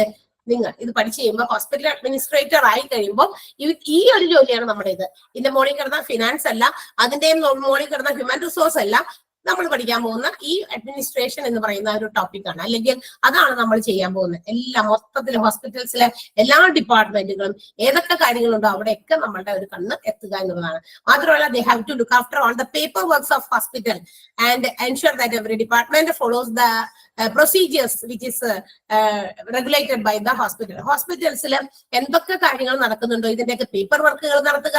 അവിടെ ഹോസ്പിറ്റൽസിന്റെ പ്രൊസീജിയേഴ്സ് അനുസരിച്ച് തന്നെയാണ് എല്ലാ ഡിപ്പാർട്ട്മെന്റുകളും ഫംഗ്ഷൻ ചെയ്യുന്നത് എന്നുകൂടി ഉറപ്പുവരുത്തുക. അതായത് ഓരോ ഡിപ്പാർട്ട്മെന്റും അതിൻ്റെതായ ചില കസ്റ്റമൈസ്ഡ് ആയിട്ടുള്ള പ്രൊസീജിയേഴ്സ്, റൂൾസ് ഒക്കെ ഉണ്ട്, നിയമങ്ങളുണ്ട്. ആ നിയമങ്ങൾക്ക് അനുസൃതമായിട്ടാണ് ഓരോ ഡിപ്പാർട്ട്മെന്റുകളും പ്രവർത്തിക്കുന്നതെന്ന് ഉറപ്പുവരുത്തണം. ആര്? അഡ്മിനിസ്ട്രേറ്റീവ്. തോന്നിയോളം ചെയ്താൽ പോരാ, ജോലികൾ നമുക്ക് ചെയ്യാം, തോന്നിയ രീതിയിലല്ല, നിയമങ്ങൾക്ക് അനുസൃതമായി തന്നെ. ഇപ്പൊ നിങ്ങൾക്ക് ഇവിടെ ക്ലാസ് 1:30-ക്കാണ്, ഞാൻ ഇവിടെ 1:15 വന്നിരുന്ന് ക്ലാസ് തുടങ്ങാൻ പറ്റുമോ? ഇതിവിടെ ഓപ്പൺ ആക്കി വെച്ചു, ആരെങ്കിലും വന്നോട്ടെ, വരുന്നില്ലെങ്കിലും കുഴപ്പമൊന്നുമില്ല. എനിക്ക് ഇവിടെ ഞാൻ എന്റെ സൗകര്യം അനുസരിച്ച് ക്ലാസ് എടുക്കാൻ പറ്റുമോ? പറ്റില്ല. ബിക്കോസ് നിങ്ങൾക്ക് തന്നിരിക്കുന്ന സമയം 1:30 മണിയാണ്. അപ്പൊ 1:30 എന്ന് പറയുന്ന ഒരു സമയത്താണ് ഞാനിത് ഓപ്പൺ ചെയ്ത് എന്റെ ക്ലാസ് തുടങ്ങേണ്ടത്. എന്ന് വെച്ചാൽ 1:45 തുടങ്ങിയാൽ മതിയോ എനിക്ക്? അതും തെറ്റല്ലേ? അപ്പൊ പറയില്ലേ ടീച്ചർ, ഓ ആ ടീച്ചർ വല്ലപ്പോഴൊക്കെ 3:45 ആകുമ്പോഴേക്കും വന്നെ, പിള്ളേരും കണക്ക് ടീച്ചറും കണക്ക് എന്ന് പറയില്ലേ? നേരത്തെ വന്നിരിക്കുന്നവര് അല്ലേ, എല്ലാം കണക്ക് തന്നെയാ, ആ ടീച്ചറും ഇപ്പൊ അങ്ങനെ തന്നെയായി എന്ന്. അതല്ല ശരി അല്ലെ? കുറച്ച് ദിവസമൊക്കെ നമ്മളിങ്ങനെ 2-3 വെയിറ്റ് 5 മിനിറ്റ് ഒക്കെ വെയിറ്റ് ചെയ്തുകൂട്ടാ. ഇപ്പൊ നമ്മൾ ആ പണിക്ക് നിൽക്കുന്നില്ല. കാരണം എത്രത്തോളം നമ്മൾ ശരിയാക്കിയാൽ നോക്കിയാലും ചിലർ ശരിയാവില്ല എന്നാണ്. അപ്പൊ അതുകൊണ്ട് നമ്മൾ ആ കാര്യം കൂടെ വിട്ടു പതുക്കെ. എന്നിട്ട് നമ്മൾ കറക്റ്റ് 1:30-1:31 ഞാൻ ഇങ്ങനെ ഓണാക്കും. Okay, whatever it may be. അപ്പൊ എല്ലാ ഡിപ്പാർട്ട്മെന്റുകളെയും മാനേജ് ചെയ്യുക, അവിടുത്തെ പേപ്പർ വർക്ക്സ് ഒക്കെ ക്ലിയർ ആക്കുക. അതുപോലെ തന്നെ ഓരോ ഡിപ്പാർട്ട്മെന്റുകളും അവിടുത്തെ അഡ്മിനിസ്ട്രേറ്റീവ്, അവിടുത്തെ ഭരണപരമായ നിയമങ്ങൾക്ക് അനുസൃതമായാണ് പ്രവർത്തിക്കുന്നത് എന്ന് ഉറപ്പുവരുത്തുക. ഇനി മാത്രമല്ല, പേഷ്യൻസിന്റെ ടോട്ടൽ മെഡിക്കൽ കെയർ, മൊത്തത്തിൽ പേഷ്യൻസിന് കിട്ടുന്ന കെയറിങ് ശരിയായ രീതിയിലാണോ, പ്രോപ്പർ ആയിട്ട് കിട്ടുന്നുണ്ടോ, ക്വാളിറ്റി കെയർ കിട്ടുന്നുണ്ടോ, ഇതൊക്കെ ഉറപ്പുവരുത്തുക. ഇതൊക്കെ ചോദിക്കണം. ഇതിനുള്ള ഫീഡ്ബാക്ക് ഒക്കെ വാങ്ങിക്കാൻ പറ്റിയ പല കാര്യങ്ങളും ഇന്ന് ഹോസ്പിറ്റൽസ് പലരും ചെയ്യുന്നുണ്ട്. കണ്ടിട്ടുണ്ടോ നിങ്ങൾ? ഇപ്പൊ നമ്മൾ എത്രത്തോളം സാറ്റിസ്ഫൈഡ് ആണ്, നമുക്ക് ആ ഹോസ്പിറ്റലിൽ കിട്ടിയ സർവീസ് എത്രത്തോളം സാറ്റിസ്ഫൈഡ് ആണ് എന്ന് കാണിക്കാൻ, അല്ലെങ്കിൽ നമ്മളുടെ ഒരു അഭിപ്രായം, നമ്മുടെ ഒരു ഫീഡ്ബാക്ക് അറിയാനായിട്ട് ഹോസ്പിറ്റൽസ് ചില പ്രൊസീജിയേഴ്സ് ചെയ്യുന്നുണ്ട്. എന്തെങ്കിലും അറിയാമോ അതിനെ കുറിച്ച്? എന്തെങ്കിലും അറിയോ നിങ്ങൾക്ക്? ഞാൻ ജസ്റ്റ് ഒന്ന് അൺമ്യൂട്ട് ചെയ്യാണ്. കേട്ടിട്ടുണ്ടോ നിങ്ങൾ? അങ്ങനെ എന്തെങ്കിലും കേട്ടിട്ടുണ്ടോ? ഒന്ന് പറയാമോ? ആരെങ്കിലും പറഞ്ഞോ? മ്യൂട്ട് മാറ്റിയിട്ടുണ്ട്. ഒന്നും കേട്ടിട്ടില്ല. അന്വേഷിക്കും നമ്മളോട് ഫീഡ്ബാക്ക്, ഹോസ്പിറ്റൽ ഡീറ്റെയിൽസ്. യെസ്, അതൊരു കാര്യമാണ്. ചില ആളുകൾ ഹോസ്പിറ്റൽസിൽ നമ്മളുടെ സർവീസ് നമുക്ക് അവരിൽ നിന്ന് കിട്ടി, നമ്മൾ വീട്ടിൽ ചെന്ന് കഴിയുമ്പോൾ ചിലപ്പോൾ 1-2 ദിവസമൊക്കെ മരുന്നൊക്കെ കഴിച്ച് കഴിയുമ്പോൾ നമ്മളോട് ചോദിക്കും, ചിലപ്പോൾ എങ്ങനെയുണ്ട് വിവരമൊക്കെ. ചിലപ്പോൾ ചിലർ ബൈ ടെലിഫോൺ അവർ വേണമെങ്കിൽ നമ്മളെ കോൺടാക്ട് ചെയ്ത് ചോദിക്കും. അല്ലാതെ ഏതെങ്കിലും രീതിയിൽ ഫീഡ്ബാക്ക് കളക്ട് ചെയ്യുന്നത് കണ്ടിട്ടുണ്ടോ? ഫോം ഉണ്ട്, ഫീഡ്ബാക്ക് ഫോം. ഫീഡ്ബാക്ക് ഫോം ഉണ്ട്. ഹോസ്പിറ്റൽസിൽ ഇന്ന് ഫ്രണ്ട് ഡോറിൽ അത് ഡിസ്പ്ലേ ചെയ്തിട്ടുണ്ട്. നമുക്ക് അവിടെ നമ്മളുടെ കമന്റുകൾ രേഖപ്പെടുത്താം. വെദർ പോസിറ്റീവ് ആയിക്കോട്ടെ, നെഗറ്റീവ്സ് ആയിക്കോട്ടെ, ആവറേജ് ആയിക്കോട്ടെ, എന്തായാലും നമുക്ക് അതവിടെ റെക്കോർഡ് ചെയ്തിട്ട് പോരാം. ബിക്കോസ് അത് എന്തിനു വേണ്ടിയിട്ട് അങ്ങനെ ചെയ്യുന്നത്? അവരെ കുറ്റപ്പെടുത്താൻ വേണ്ടിയിട്ടാണോ? അല്ല. പോരായ്മകൾ ഇല്ലാത്ത മനുഷ്യനൊന്നുമില്ല. മനുഷ്യനായി ജനിച്ചു കഴിഞ്ഞാൽ തീർച്ചയായിട്ടും ലിമിറ്റേഷൻസ് ഉണ്ട്. നമുക്ക് നമ്മുടേതായ ലിമിറ്റേഷൻസ് ഉണ്ട്, അല്ലെ? എല്ലായ്പ്പോഴും നമ്മൾ പെർഫെക്റ്റ് ആയിരിക്കില്ല. ചില സമയത്ത് നമ്മൾ ഭയങ്കര പെർഫെക്റ്റ് ആവുകയും ചെയ്യും. എല്ലായ്പ്പോഴും ഒരുപോലെയല്ല മനുഷ്യന്റെ ഒരു എന്താ പറയാ ഫീലിങ്സ് എന്ന് പറയുന്നത്, വ്യത്യസ്തതയാണ്. അപ്പൊ അതുകൊണ്ട് തന്നെ നമുക്ക് ഉള്ള അനുഭവങ്ങൾ, നമുക്ക് എന്താണ് അവിടെ എക്സ്പീരിയൻസ് ചെയ്യാൻ പറ്റിയത്, നമുക്ക് അതവിടെ ഫീഡ്ബാക്ക് ആയിട്ട് രേഖപ്പെടുത്താം. നമ്മളുടെ കാര്യങ്ങൾ നമുക്ക് രേഖപ്പെടുത്തുന്നതിന് ഒരു കുഴപ്പമില്ല. അപ്പൊ അത് എന്തിനു വേണ്ടിയിട്ട് അങ്ങനെ രേഖപ്പെടുത്തി വെക്കുന്നത്? അത് അവിടെ വെച്ചിട്ട് പോയി 1 മാസം കഴിയുമ്പോൾ ആ ബുക്ക് മാറ്റി അടുത്ത ബുക്ക് അവിടെ കൊണ്ടുവന്ന് റീപ്ലേസ് ചെയ്തു അതാണോ? അല്ല. അതിലൊന്ന് നോക്കി വേണ്ടത്ര ചേഞ്ചസ് ഇപ്പൊ ഏതെങ്കിലും ഡിപ്പാർട്ട്മെന്റുകളിലോ ഹോസ്പിറ്റൽസിന്റെ മറ്റേതെങ്കിലും കാര്യങ്ങളിലോ whether they can make any changes, they can do it, അല്ലെ? അവർക്കത് ചെയ്യാൻ പറ്റും, അത്തരം ചേഞ്ചസ് കൊണ്ടുവരാൻ പറ്റും. അപ്പൊ ആ ചേഞ്ചസ് കൊണ്ടുവരണമെങ്കിൽ നമ്മൾ അത് അറിയിക്കണം. ഇന്ന കാര്യമാണ്, അല്ലെങ്കിൽ ഇന്ന ഒരു ഡീലിങ്സ്, അല്ലെങ്കിൽ ഇന്ന ഒരു സേവനം ഞങ്ങൾക്ക് സർവീസിൽ ഞങ്ങൾക്ക് ഒരു അതൃപ്തി ഉണ്ട്, ഞങ്ങൾ വി ആർ നോട്ട് സാറ്റിസ്ഫൈഡ് എന്ന് വേണമെങ്കിൽ നമുക്ക് പറയാം. ഇന്ന ഏതെങ്കിലും പ്രത്യേക മേഖലയാണെങ്കിൽ അത് നമുക്ക് എടുത്തു പറയാം. അതർവൈസ് ഞങ്ങൾ കുഴപ്പമില്ല, ആവറേജ് ആണ്, വേണമെങ്കിൽ അത് പറയാം. അപ്പൊ ആവറേജ് എന്ന് കേൾക്കാൻ ആർക്കും ഇഷ്ടമില്ല. കുഴപ്പമില്ല എന്ന് പറയുന്ന കുട്ടികളോട് പരീക്ഷ ഇനി വരുമ്പോ എങ്ങനെയുണ്ടായി പരീക്ഷ? കുഴപ്പമില്ല. നമുക്കത് കേൾക്കാനാണോ ഇഷ്ടം? അല്ല, എന്താ കുഴപ്പമില്ലാതെ? ആർക്കാ കുഴപ്പമില്ലാത്ത? എഴുതിയവർക്കാണോ? അല്ലെങ്കിൽ കേട്ട പേപ്പർ നോക്കുന്ന ടീച്ചർക്കാണോ കുഴപ്പമില്ലാത്ത? അല്ല. നമ്മൾ കേൾക്കാൻ എന്താ ആഗ്രഹിക്കുന്നത്? നല്ലതായിരുന്നു പരീക്ഷ, കറക്റ്റ് ആയിട്ട് എല്ലാം ഇതുണ്ട്, ഒരെണ്ണം വിട്ടുകയുള്ളൂ, 1 മാർക്കേ പോയുള്ളൂ, അപ്പൊ തന്നെ അമ്മയ്ക്ക് സമാധാനിക്കാം, അല്ലെ? 1 മാർക്കേ പോയിട്ടുള്ളൂ എന്ന്. പക്ഷെ അങ്ങനെയല്ല. മിക്ക കുട്ടികൾ ഇപ്പൊ ക്ലാസ്സിൽ നിന്ന് വരുമ്പോ പരീക്ഷ കഴിഞ്ഞ് വരുമ്പോ കുഴപ്പമുണ്ടായില്ല എന്ന് പറയും. അത്രേ പറയുള്ളൂ, അല്ലെ? അതുപോലത്തെ ഒരു ഫീൽ ആയിരിക്കും നമ്മൾ ഹോസ്പിറ്റൽസിലെ സർവീസസ് കിട്ടി നമ്മൾ തിരിച്ചിറങ്ങി പോരുമ്പോ ഉണ്ടാകുക. അതല്ല, അവര് വെരി ഗുഡ്, അല്ലെ? ഭയങ്കര സാറ്റിസ്ഫൈഡ് ആയിട്ട് ആ ഒരു റിയാക്ഷൻ നമുക്ക് അവരുടെ മുഖത്തുനിന്ന് വായിച്ചെടുക്കാൻ പറ്റണം. ഈ എഴുതി വെച്ചേക്കണ കമന്റിന്ന്, അല്ലെ? ചില കമന്റുകളൊക്കെ നമ്മൾ വല്ലവരൊക്കെ മെസ്സേജ് അയക്കുമ്പോൾ അത്തരം കമന്റ് വയ്ക്കുമ്പോൾ നമ്മുടെ കണ്ണ് തന്നെ ഇവിടുന്ന് വിടരും. അവരുടെ ഫേഷ്യൽ എങ്ങനെ എക്സ്പ്രഷനോട് കൂടിയാ അവരത് അവിടെ എഴുതി വെച്ചേക്കണെന്ന് നമുക്ക് തോന്നും, അല്ലെ? മനസ്സിലപ്പോ തന്നെ നമുക്ക് ആ ഒരു ഇത് വീഡിയോ വിഷ്വൽ പോലെ നമ്മുടെ മനസ്സിൽ തെളിയും അത് ഏത് രീതിയിലാണ് അവർക്ക് അത് കിട്ടിയേക്കണേന്ന്. അതല്ല എങ്കിൽ നമുക്ക് ആവറേജ് കുഴപ്പമുണ്ടായില്ല എന്ന് പറയുമ്പോൾ തന്നെ മനസ്സിലായി അത് അവരത്ര സാറ്റിസ്ഫൈഡ് അല്ല കിട്ടിയ സർവീസസിൽ. അപ്പൊ അതൊക്കെ ഇവര് ഇതുപോലെയുള്ള ഫീഡ്ബാക്കുകൾ അന്വേഷിച്ച് അത് അവിടെ എഴുതി വെച്ചിരിക്കുന്നത് അവർക്ക് കറക്റ്റ് ചെയ്യാൻ വേണ്ടിയിട്ടാണ്. ഏതെങ്കിലും ഡിപ്പാർട്ട്മെന്റുകളിൽ എന്തൊക്കെ സപ്പോർട്ടുകൾ കൊടുത്ത് അതിനെ അപ്ലിഫ്റ്റ് ചെയ്ത് ഡെവലപ്പ് ചെയ്ത് കൊണ്ടുവരാൻ പറ്റും, അല്ലെ? എന്തൊക്കെ കൂടുതൽ കെയേഴ്സ് കൊണ്ടുവരാൻ പറ്റും, അല്ലെങ്കിൽ ഈ ഒരു പേഷ്യന്റ് അവിടെ വന്നു പോകുന്ന അവരുടെ ആ കംപ്ലീറ്റ് എപ്പിസോഡ് ഓഫ് ഇൽനെസ് എന്നാ പറഞ്ഞേക്കണം. ആ ഒരു മെഡിക്കൽ കെയറിൽ അവർക്ക് ആ ഇൽനെസ്സുമായിട്ട് വന്നപ്പോൾ അവർക്ക് കിട്ടിയ കംപ്ലീറ്റ് കെയർ ഏത് രീതിയിലായിരുന്നു, അതിലെന്തെങ്കിലുമൊക്കെ ചേഞ്ചസ് വരുത്തണോ വേണ്ടേ എന്നൊക്കെ ഡിസൈഡ് ചെയ്യണമെങ്കിൽ അത് എല്ലാം അറിയണം. അപ്പൊ ഇത് അതിന് വേണ്ടിയിട്ടുള്ള ഡിപ്പാർട്ട്മെന്റ് ആണ്. അപ്പൊ ആസ് എ ഹോൾ ഹോസ്പിറ്റലിന്റെ മൊത്തം കാര്യങ്ങളെ കൺട്രോൾ ചെയ്ത് മാനേജ് ചെയ്യുക എന്നുള്ളതാണ് അഡ്മിനിസ്ട്രേറ്റീവ് ഡിപ്പാർട്ട്മെന്റിന്റെ ഫംഗ്ഷൻ. ക്ലിയർ ആണോ? 3 ഡിപ്പാർട്ട്മെന്റുകളാണ് 3rd classification of medical department ആയ അഡ്മിനിസ്ട്രേറ്റീവ് ഡിപ്പാർട്ട്മെന്റിനുള്ളത്. 1 human resource, 2 finance and administration. Clear അല്ലേ? ഒന്ന് വായിച്ചു നോക്കിയ വേഗം. ഇന്ന് നമ്മൾ എടുത്ത ഡിപ്പാർട്ട്മെന്റ് ഫാർമസി കഴിഞ്ഞിട്ടുള്ള MRD തുടങ്ങിയുള്ളതൊന്ന് ജസ്റ്റ് ഒന്ന് വേഗം ഒന്ന് വായിച്ചു നോക്കിയേ. പറഞ്ഞ കാര്യങ്ങളൊക്കെ അവിടെ തന്നെ ഉണ്ടോ നോക്കി. ഞാൻ പറഞ്ഞതൊക്കെ സെന്റൻസ് ഒന്നും ഞാൻ വായിച്ചില്ല, പക്ഷെ അതൊക്കെ അവിടെ ഉണ്ടോ നോക്കുക. നിങ്ങൾ പറഞ്ഞതിൽ നിന്ന് എന്തെങ്കിലും പറയാത്തതോ അല്ലെങ്കിൽ എന്തെങ്കിലും ഉണ്ടോ എന്നൊന്ന് വേഗം ഒന്ന് വായിച്ചു നോക്ക്.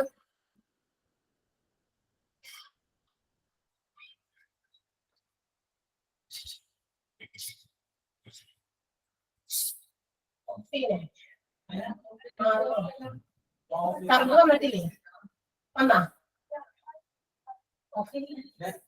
അല്ല ഇല്ലാന്ന് പറയണോ?